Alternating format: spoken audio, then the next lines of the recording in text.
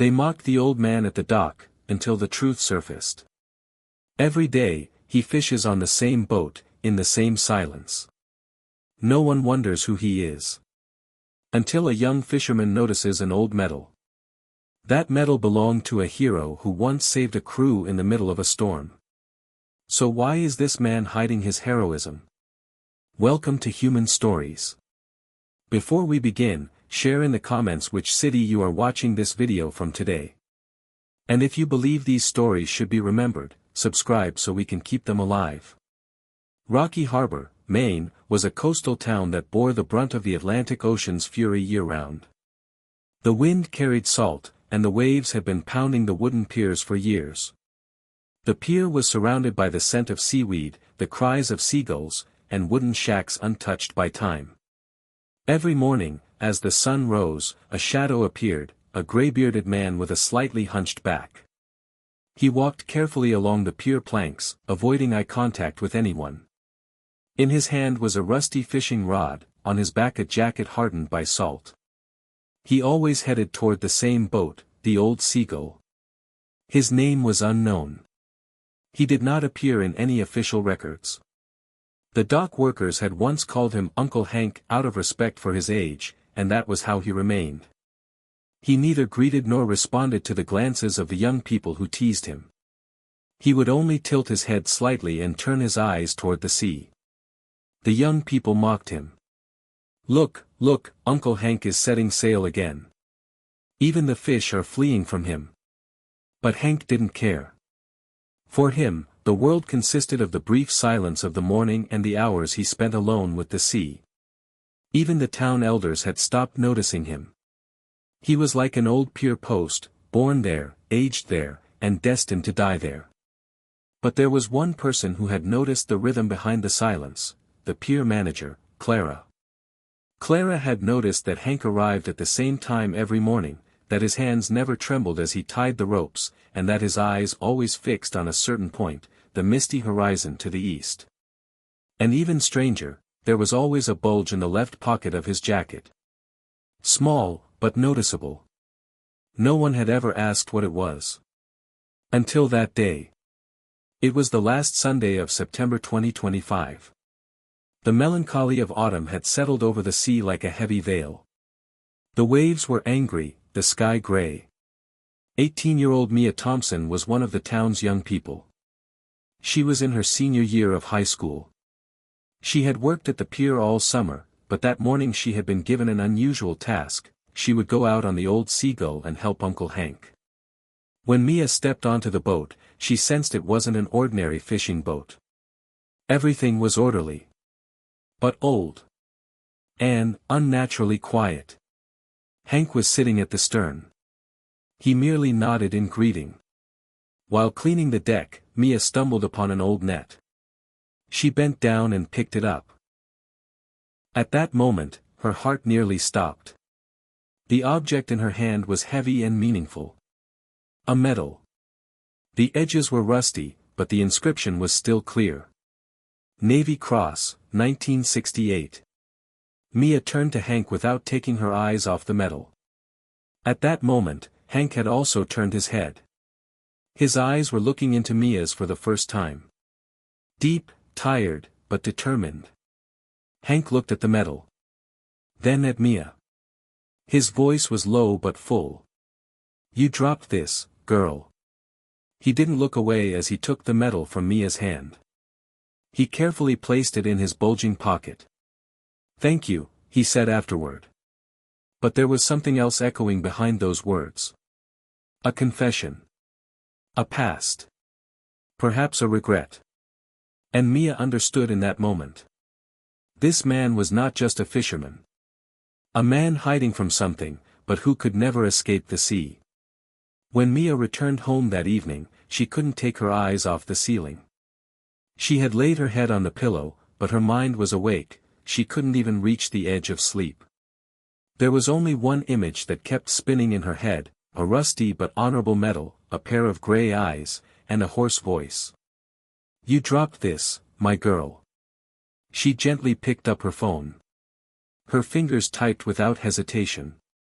1968 Navy Cross Vietnam. The first few results that came up were ordinary. But as she dug deeper, a dark story emerged. In 1968, a destroyer crew had been stranded at sea during a sudden storm off the coast of Vietnam. Radio contact had been lost. Many search and rescue teams had refused to set out due to the weather conditions. But one had. In a small fishing boat. The crew was safely rescued. But the leader of the operation was not named in the records. The Navy's records on the rescue were censored. Only a few old news articles mentioned this detail. The rescuer's leader had a sailor's tattoo on his left arm, an anchor and waves. Mia's eyes widened. Because she had seen that tattoo. Last summer, while Hank was loading nets onto his boat, his jacket sleeve had slipped slightly, and Mia had caught a brief glimpse of a faint, almost faded tattoo. An anchor. Waves rising beneath it. Was it a coincidence? Or was it the silent shadow of the pier? Was he a hero fleeing from history? The next morning, before the town had awakened, Mia went down to the pier. The air was cool, and the seagulls were still silent. The wooden planks of the pier were damp. Old Seagull was in his usual place. Hank was sitting in his boat, preparing his fishing rod as usual. His eyes were looking east, but it was as if he were in another time. Mia approached the boat with slow steps. Her heart was racing, but she couldn't break this silence anymore. She took a breath. "Sir," she said in a trembling voice. "That medal, was it from the Vietnam War?" Hank's hands stopped. He didn't move. For a moment, he just stared at the sea. Then he dropped his rod into the water and slowly turned to Mia. His gaze wasn't angry. But it wasn't soft either. He was tired. A weariness like years and sea salt. "Some people want to forget," he said. "But some things can't be forgotten." His voice sounded like a distant rumble. Mia took a deep breath. "Are you, the rescue leader? The one who saved that destroyer crew?" Hank looked into her eyes for a moment. Then, without saying a word, he simply bowed his head slightly. And turned back to his boat. He said nothing. But everything had been said. That morning, the pier had changed. The seagulls fell silent, and even the waves began to crash more quietly. As if everyone had noticed the old man's shadow for the first time. Not just like a fisherman. As if he were a witness walking out of time itself. Mia went down to the pier early every morning that week. The air was still cool, but as the sun rose slowly over the sea with the dull light of autumn, Hank was already in his boat. Mia watched his every move. His ascent onto the boat, the way he tied the knots, the determination in his hands as he cast the nets. Everything proceeded in flawless order. It was as if he were performing a ritual rather than fishing. There was an unspoken language between him and the sea, and Hank spoke it flawlessly. That morning, Mia gathered her courage and went to see Clara, the pier manager. "Clara, about Uncle Hank. I mean, what's his real name?" Clara was stirring her tea in the old pier office. She stopped stirring. "Henry Larson. He's a quiet man. He's been here for 20 years.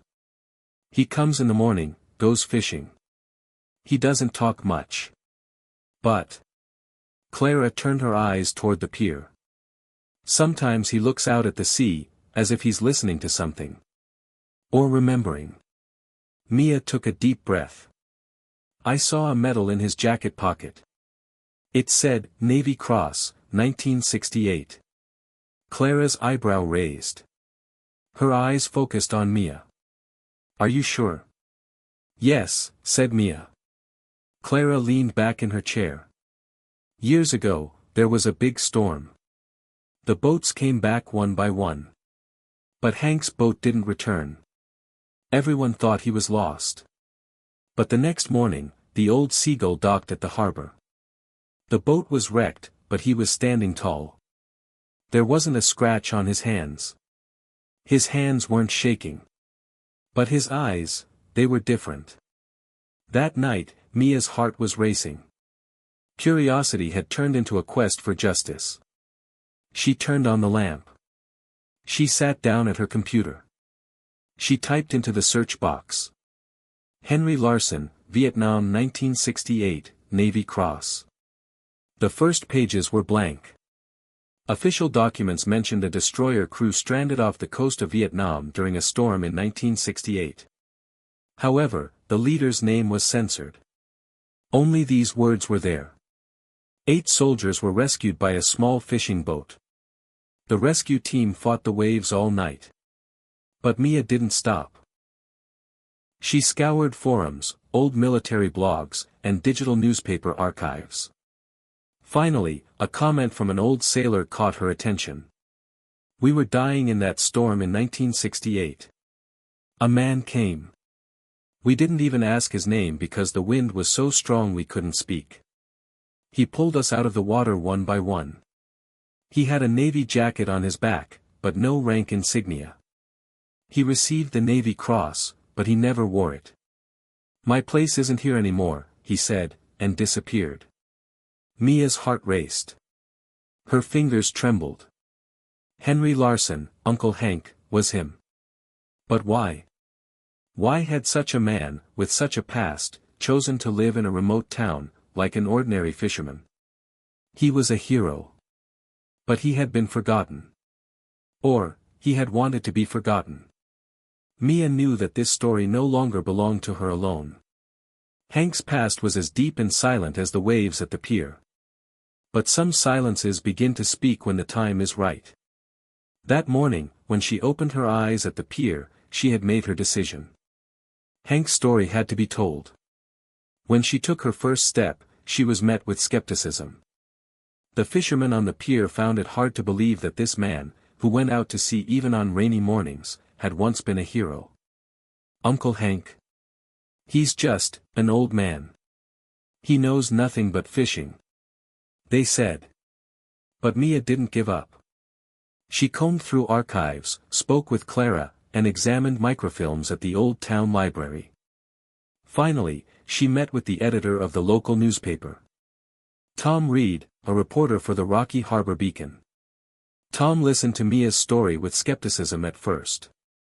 But the metal photo in Mia's hand, the old rescue stories, and the conviction in her eyes convinced him. After days of research, the headline was ready. The Quiet Hero of the Pier, the Forgotten Story of Henry Larsen. When the article was published, Rocky Harbor was shaken. In the town's restaurant, bakery, and even the shacks where fishing nets were repaired, people were whispering the same thing. Uncle Hank, was he a war hero? Did he really receive the Navy Cross? The pier was no longer just a gathering place for fishermen, it had become the starting point of a quiet legend. Those who approached Hank began to greet him, even shake his hand. And he, for the first time in years, raised his head to respond. One morning, a small note was found tied to the rope of the old Seagull. It was slightly damp from the rain. It was a short but profound sentence. To Sailor Larsen, thank you for everything you carried between the waves. Hank read the note. Without saying a word, without crumpling it, without tearing it. He put it in his pocket. But that day, there was a sparkle in his eyes. Like a spark that had been hidden in the darkness for years. Soon, the local sailors' club organized a special ceremony. Old Navy photographs were hung on the walls. An empty chair was left at a table, for Hank. Mia stood up in front of the crowd. She told the story. The medal on his jacket, the mornings at the pier, the silence. Then an old man stood up.